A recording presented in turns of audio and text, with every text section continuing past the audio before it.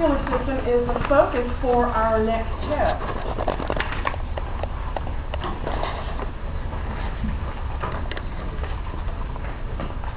The cardiovascular system is composed of both the heart and the blood vessels, so it's nicely divided into chapter 18 with the heart, and then chapter 19 with the blood vessels. So next test will actually cover chapters 18 and 19. Tentatively, we are looking forward to around February the 24th for that date. So we're just kind of planning ahead. You know, if you're thinking about that, that's not that far off.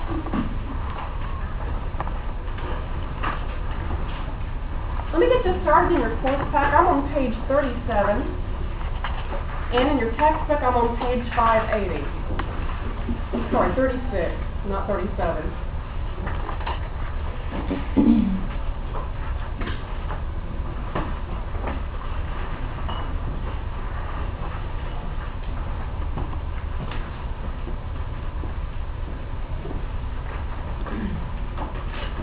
Before we dive into the heart today, I wanted to share with you several resources that can be helpful to you. I know we probably come into this course with the mental concept that the heart beats, pumps blood, big deal, right? That's it. Boy, oh boy, is there so much to the heart and the cardiovascular system. We're going to talk about the heart, how the heart actually regulates blood pressure through A&P. We're going to talk about the stretchiness of the heart and how that can actually respond to the blood volume changes. We're going to talk about EKGs and how you can look at the response of heart muscle tissue to nerve impulse stimulation. Thankfully, there are lots of great resources out there. One of them is this IP10 that came with your textbook. And on that IP10, you'll notice there are several different activities associated with the heart. For instance, on Thursday, quite likely, maybe today, we're going to talk about EKGs and the intrinsic conduction system. In plain English, what this means is how the heart beats and how you can measure that using an EKG. They actually walk you through the intrinsic conduction system on the CD.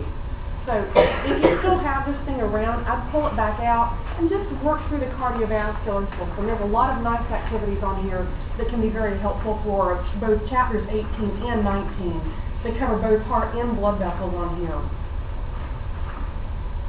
Medmovie.com, that's a real easy website to remember. They have tons of animations that you can drop down and look at. Pretty much everything from blood flow, the real simple stuff, to the complicated stuff like AFib and tachycardia and other kinds of heart disorders. What you'll want to do is look down here where it says cardiovascular ML. Click on that, and then they've got this huge list of items that you can drop down and preview. You can spend an entire day looking at all their animations. The nice thing is they walk you step by step through the animations, so it's a great way to kind of look at specific disorders that we talk about in here and actually see the animation on that website. If you've checked out B2L lately, Dwayne sent a YouTube link to a great animation that just covers heart anatomy.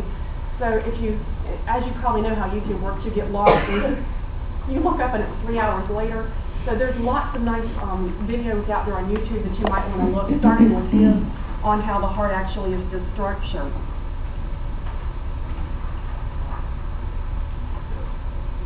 NIH website also has some stuff. I don't believe I've got this one posted for you, but there's a lot of reputable websites out there, like the American Heart Association, MedMovie. This is the NIH, National Institutes of Health website. So these are reputable resources that you can use and feel like you're getting a good tutorial, you might say. So do check out some of those things if you're at home studying. Reading through the heart will help make some sense, but there's nothing like seeing it work in action. So that's why I was trying to share a number of resources with you before you can watch this stuff. All right. And I'll post that link there for the NIH for you.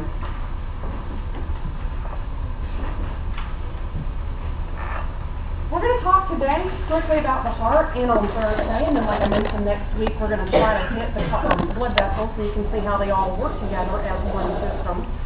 So our major jobs here are to pump blood. That's the heart's major role. Transportation of that blood around your body is the job of our blood vessels. So we'll stick with the heart's function for this week. All right, on your worksheet there, page 36, you'll notice the size of your heart is about a fist shape. In lab, if you happen to have seen the pig hearts, they are about the size of our own hearts. If you happen to see the beef hearts, they are huge. Nobody has a heart that big. But they're nice because you can at least see all the details in one of those beef hearts. Let's talk about the orientation of the heart in your thoracic cavity. In proper anatomical position, we have two main regions of your heart. The topmost region is known as the base, and that's where all these blood vessels emerge. And this bottom pointy region is known as the apex, and that's where those ventricles are found. In your chest cavity, your heart sits more or less in the very center, give or take about 1/2 of an inch. But for the most part, your heart does sit directly center in the thoracic cavity. So, where does this apex point? Left hip. Left hip, good. Where does the base direct itself? Right shoulder, good. So even though the heart is more or less in the center of your thoracic cavity, why do people have this notation that the heart is in the left side? What's working most hard on that left side? Ventricles, exactly. Take this top part off, you can see that pointing towards your left hip, your apex, is actually mostly composed of this thick myocardium. That thick myocardium is pumping away, that's where our ventricles are located. So if people have this connotation that their heart is oriented toward the left, it all has to do with the pumping action of those ventricles, which are oriented toward that apex. You'll also notice in this next picture, if we do a cross-section view of the heart, you can see that the heart's orientation is directly in the center of the thoracic cavity. You'll also recall that this little indentation, this little snug spot where the heart is called the mediastinum. Easy to remember, media is where? Middle. And sternum kind of sounds like what? Sternum. Yeah, so right directly underneath your mediastinum or sternum area, that's where you're going to have the heart housed in a little snug cavity. You can see, of course, on either side here we have each of our lungs, and so snug right there in the middle up against the spinal column and those vertebrae is where your heart is housed.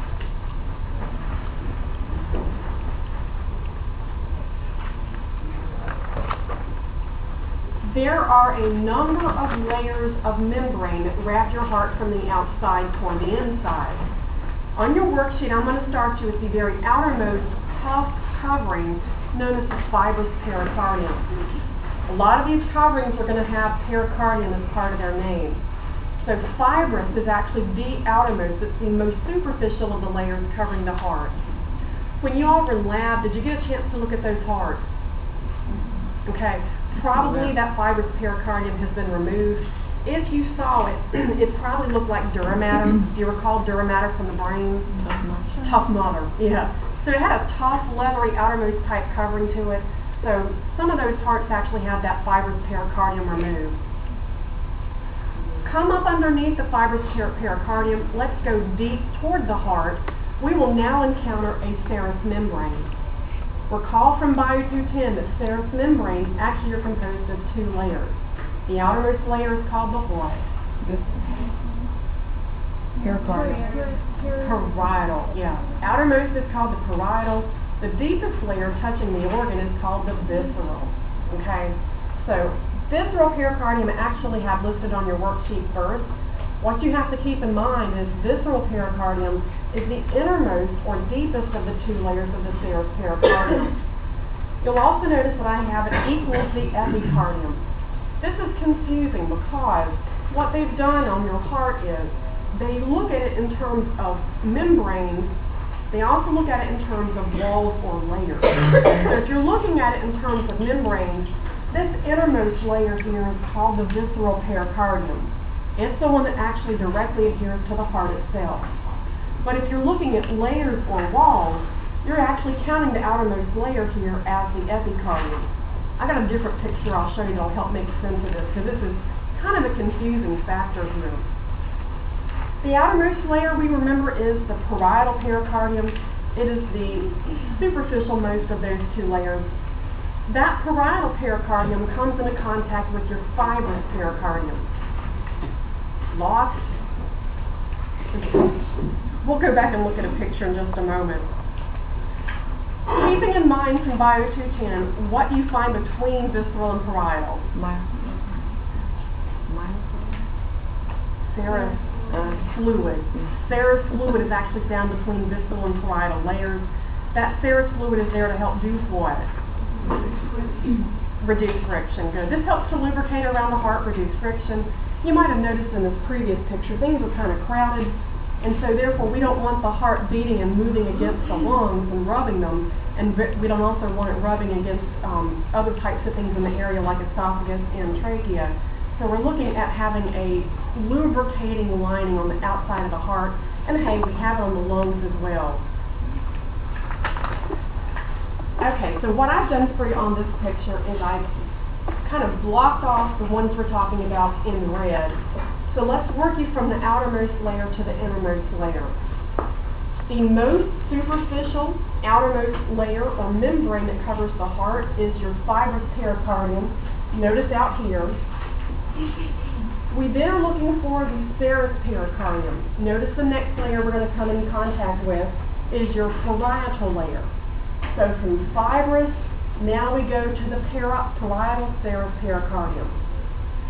Notice they have an area here called the pericardial space.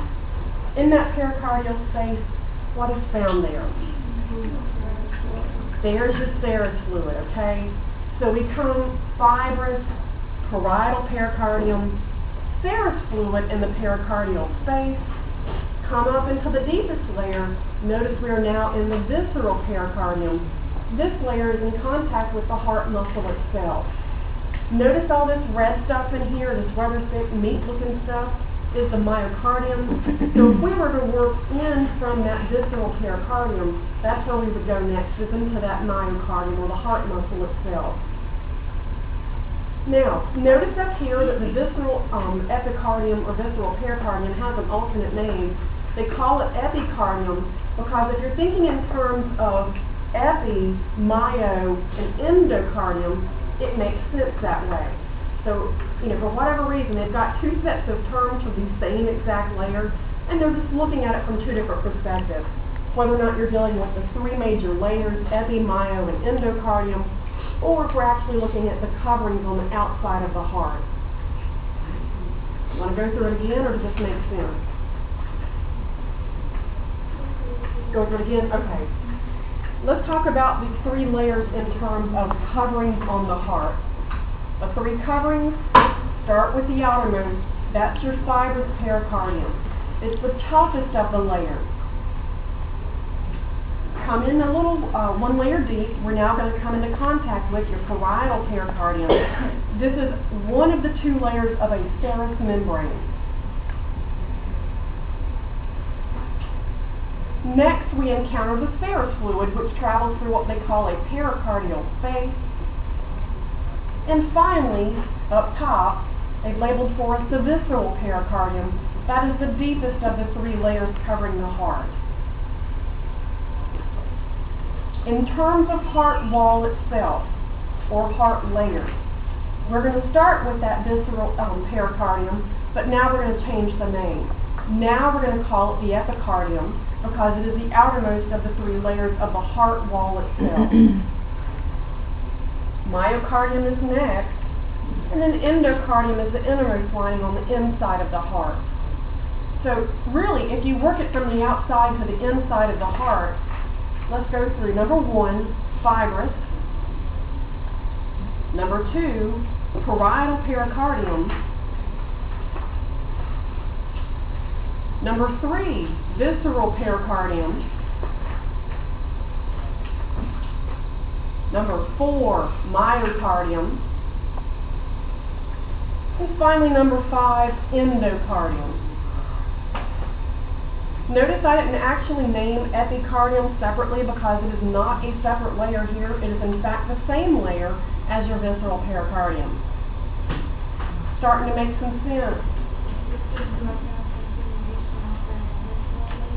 Actually, it is the visceral layer. Yeah, same exact layer. So just two different names for the same layer of serous membrane.